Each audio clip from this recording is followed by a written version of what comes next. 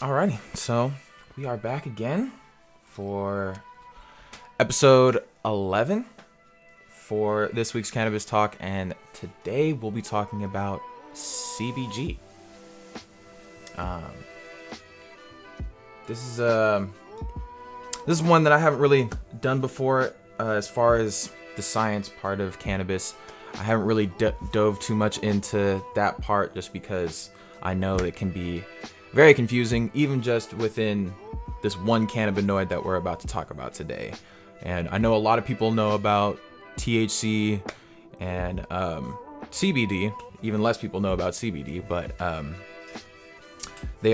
those are the two main cannabinoids in the plant. We all know this, but there are about 113 other cannabinoids within the cannabis plant. So those two may be very prevalent in the cannabis plant, but like I said, there's over 100 different cannabinoids in there that all make it up to what it is.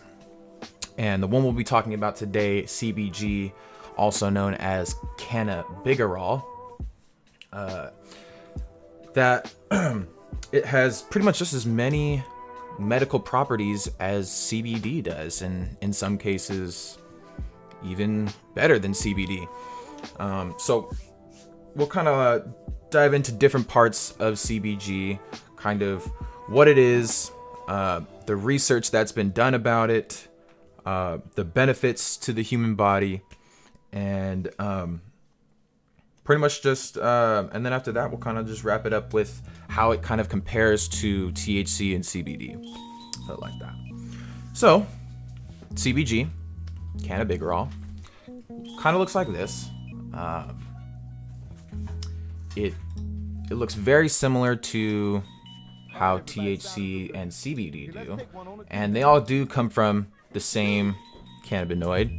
So as you can see here, this is Delta 9 THC. So this is the one that's this is THC when it is heated up and activated, because there's also two forms of THC, THC and THCA, but also that's a whole nother tangent that can be gone into. But as you can see, they look very similar, these two, and even CBD as well. It's just a tiny little mix and adding in another hydrogen molecule. But yeah, super similar.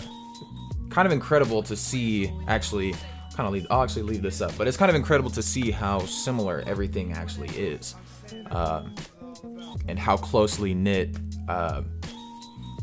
this cannabinoid system is, just even with our own cannabinoid system. Now,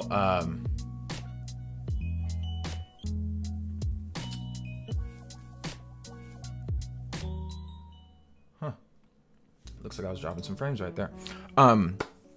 But where did I leave off right there? Yeah. So basically, just to start back to the beginning, and just to show you guys a little bit, or at least tell you guys a little bit as to why cannabis works so well with our body. And that is because we have cannabis in our system. Okay, now don't blow that up into proportion. While we do have endocannabinoids, which is what they're called, while they may be in our system, it's not like you can concentrate super hard and then all of a sudden you just get high. I wish it worked like that, but no, it doesn't.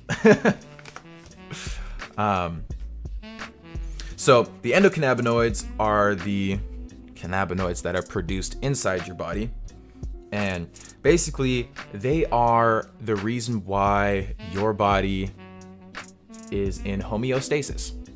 And for those of you that don't know, homeostasis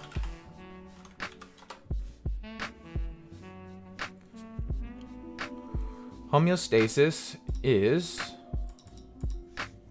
the tendency towards a relatively stable equilibrium between interdependent elements, especially as maintained by psychological processes. So in layman's terms, basically what that means is that it keeps your body in balance. Your endocannabinoid system is there so that your body can be in balance 100% of the time. And in order to do that, you need to give your body cannabinoids. And the only way to do that is well, there's many ways to do it actually, but the only way to do it is by using cannabis. So you actually have two receptors in your brain, your CB1 and your CB2 receptors. Now, your CB1, I think, pertains to your nervous system. And that's actually what CBG actually latches onto, which is probably why it does so well for a lot of like mental things and also like anti-inflammatory, antibacterial, and a bunch of other things as well. But I'll be getting into that a little bit later. Kind of just to go back to your endocannabinoid system. So basically, there are many different factors within homeostasis as well. There's oxygen levels, there's temperature, there's even CO2 levels, nutrition, waste, fluid balance. The list goes on. But there are a lot of different factors that are put into play in order to keep your body in homeostasis. And if you are out of homeostasis, it's actually called allostasis. So that's basically when your body is not balanced or out of whack. So yeah, kind of a little fun fact for you guys right there. Yeah. So now to, I guess, go into the researched part of it. Now, I only looked at a few articles myself, and from what I've seen, there has actually been quite a bit of research done on CBG. I think it's mainly because it's not one of the two main cannabinoids that are in cannabis. So I'm sure that's why a lot of people, or not much research has been done in general. But yeah. So starting in the 1990s, there was a study that it could possibly treat glaucoma, because apparently CBG actually lowers the there's a word for it. It's like the ocular pressure. It's don't quote me on that, by the way, but it's the pressure in your eye, and and usually that's what those are one of the symptoms of glaucoma, is that because there's a lot of pressure in the eye, that actually makes the person go blind. So I guess it relieves the pressure in and behind the eye. And thank you, Alphaline, for the lurk, bro. And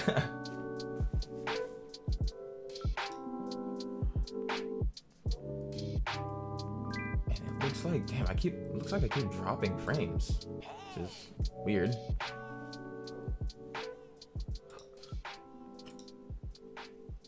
Frames. Oh well.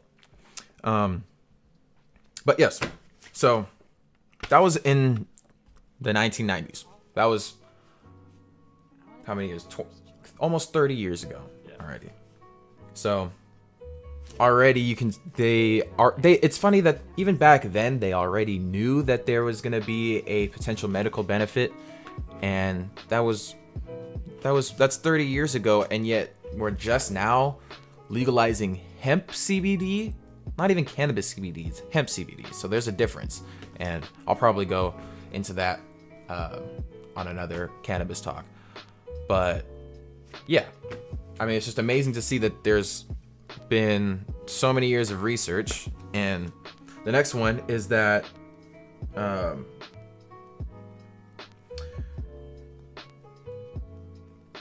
think it's it's not multiple sclerosis, but in 2008, CBG was was thought to possibly be the benefit of antibacterial, antifungal properties. So, I mean, I wouldn't put it in the same category, but you know, it's like drinking a glass of orange juice. But yeah, and in the next one, where is it? In December 2014, it was known to be a possible agent to combat colorectal cancer.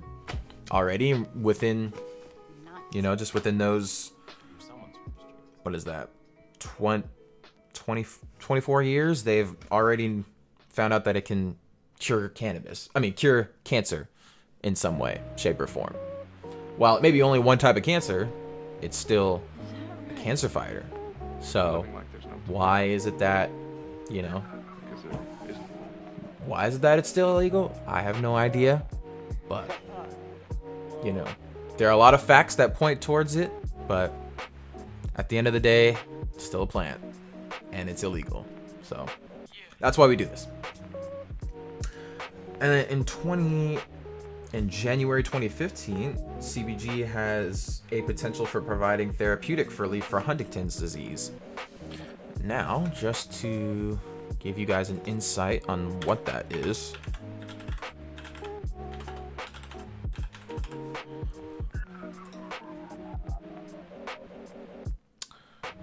So, to show you. So, Huntington's disease is a fatal genetic disorder that causes a progressive breakdown of nerve cells, which makes a lot of sense it makes a lot of sense on the reason why CBG helps with Huntington's disease, because it connects to your CB1 receptors that are connected to your nervous system.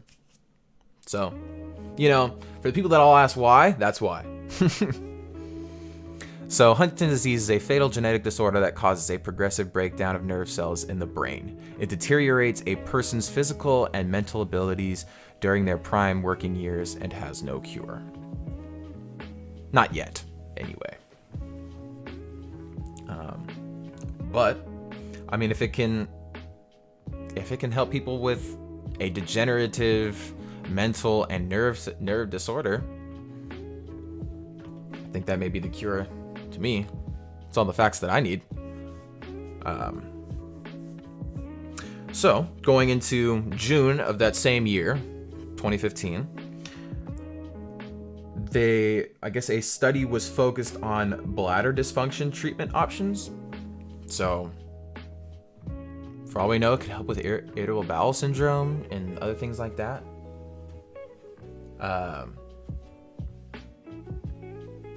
Trails.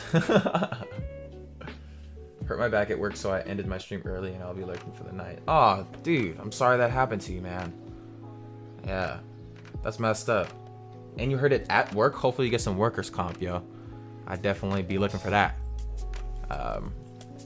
But yeah, I hope you get better, man. And thank you for the lurk, yo.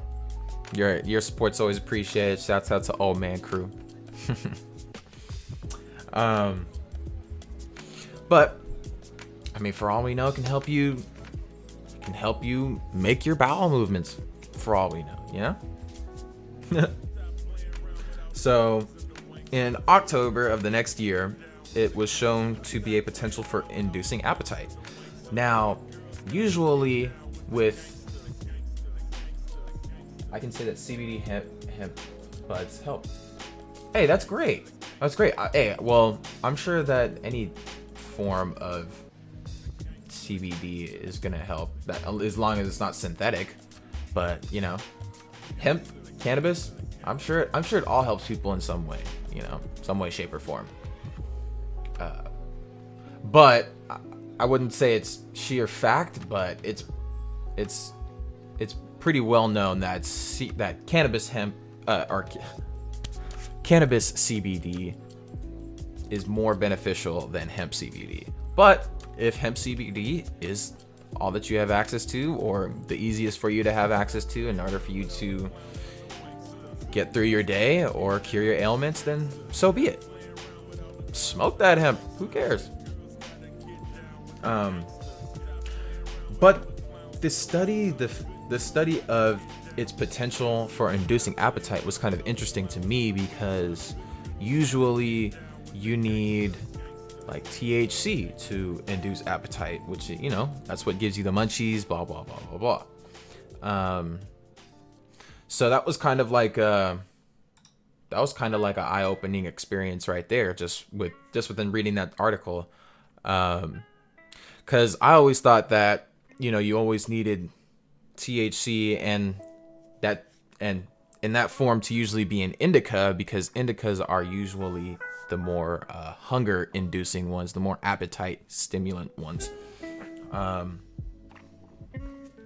And I guess, you know, just with a little bit of research, I guess it's not. I guess that, you know, there's many other things within the cannabis plant that is not just THC that induces your appetite. And I'm sure it also has to do with the terpenes and all the stuff like that. And terpenes may be one of my next ones that I'll be going into as well. And I think that's pretty much all of the studies, at least. Ocular hypertension. Yes, that's the one. Helps with glaucoma by relieving ocular hypertension, and that is the pressure behind the eye, or the pressure in the eye, basically, which happens for glaucoma. And the other thing which was interesting to me, and I didn't really know what this was, and I still kind of don't.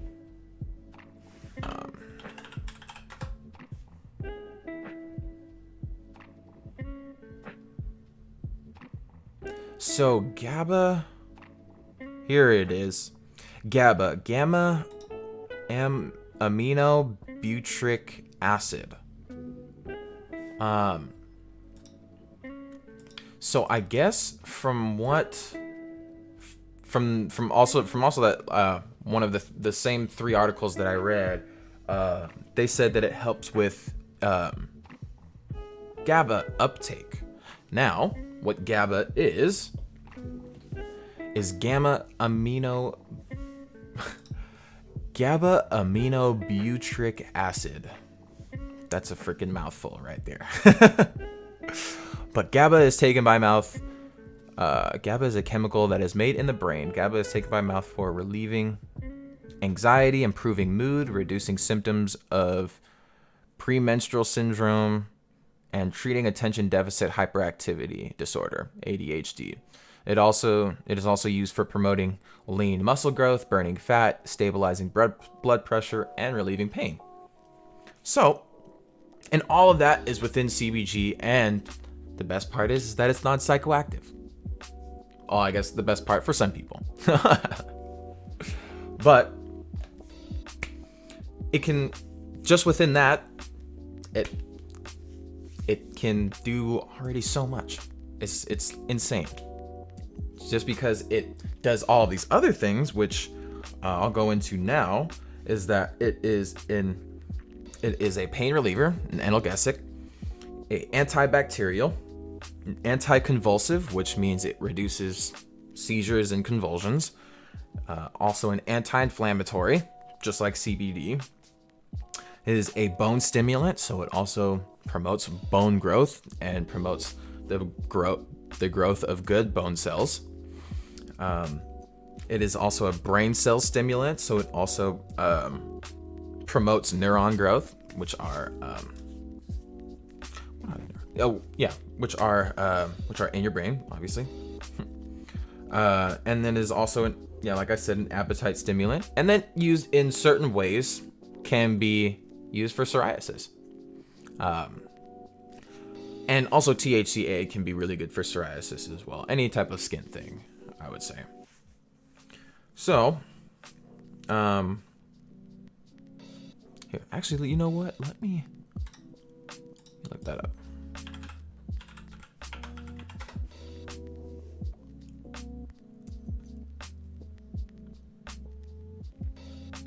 Oh, there we go. Of course, it's one of the nerve cells that are in your brain, neurons. So, it is a brain cell stimulant by promoting the growth of your brain cells, or the cells in the nerves that are in your brain. Just goes to show that, even though everybody knows about CBD and knows about THC, those are not the only ones that make cannabis what it is. And that the reason why cannabis is so beneficial to everyone. I was hella not looking at chat. It is legal and gives no mental high. I prefer the real thing. Also want to mention I am on your side of the cannabis debate. Oh yeah, of course. Yeah, I know that. That's why you're here. GABA helps with intelligence, focus, and many other things. Yes, dude. Actually, I was doing a little bit of research with GABA too, and it's like interesting, like how much that makes an influence on your whole body, just that one part in your brain. The more neurons firing, the stronger your mental capacity. Yeah, you know what? That's also what I was looking into as well. Is kind of how in my last talk about cannabis and gaming, and about how cannabis can actually help with your neurons and help them fire faster, I guess. And I think CBG probably has a very big influence in that, just because it attaches onto the CB1 receptors that go to your nervous system, and then blah blah blah. I think there's more benefits that I even had on the back. Oh yeah, can help with bowel disease, dilates blood vessels, protects nerve cell degeneration, and inhibits muscle contractions. The list goes on. And it probably wouldn't have changed very much because sometimes it and doesn't matter what protects you know. nerve cell degeneration, which probably goes actually more into Huntington's disease. And I'm sure, I'm sure CBG probably helps with Parkinson's as well. Just because, with Parkinson's disease, it's also a nerve thing, and, makes people shake, and, makes it harder for them to do anything, really. But I'm sure many of you have just Googled Googled cannabis and Parkinson's disease, and you'll probably find many YouTube videos on how beneficial cannabis really was. Always down to talk with my community about this type of thing, just because this is what I've done this for. This is what this is all about. We're here to normalize this, because it's time. People shouldn't be getting strikes on Twitch just for smoking a joint, all right?